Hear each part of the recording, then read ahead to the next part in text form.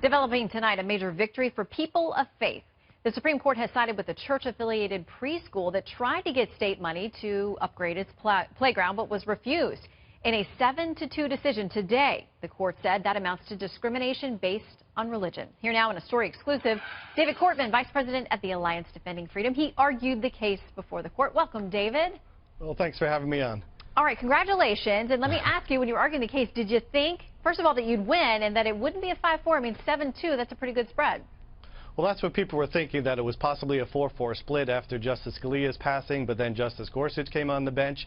But it was great. It's always great when you get to the court and Justices Kagan and Breyer are giving difficult questions to the other side, basically asking him that why is it permissible to single out religious organizations or people of faith and discriminate against them for a public benefit when they otherwise would qualify. And the court held in the decision today that's actually odious to the Constitution.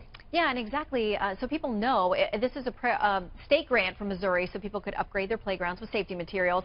And my understanding is this preschool scored 5th out of 44. And yet they were told you can't get any money because no state money can flow to any group that has any attachment to any kind of religious purpose. Now, you know the critics say this is going to open the floodgates and now state money is going to pour to all kinds of religious groups and churches. How do you respond?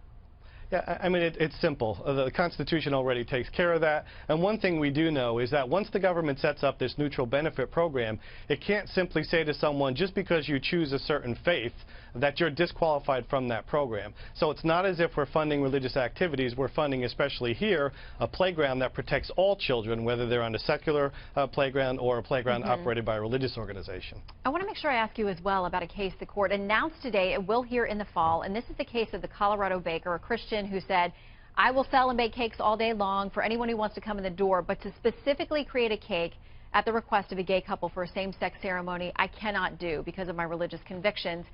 We've been watching this case forever. Finally, they voted to hear it. What do you expect this fall when they finally do? Yeah, it's another extremely important case that deals with both freedom of speech and freedom of religion. And it's important for people to understand that this type of a case should cross all ideological lines, no matter what your position is on marriage or other issues.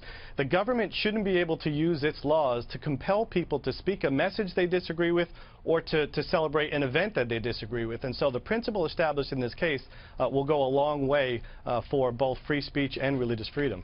All right, David Cortman, again, congratulations on your win. We'll see you again at the court soon. Thank you, sir.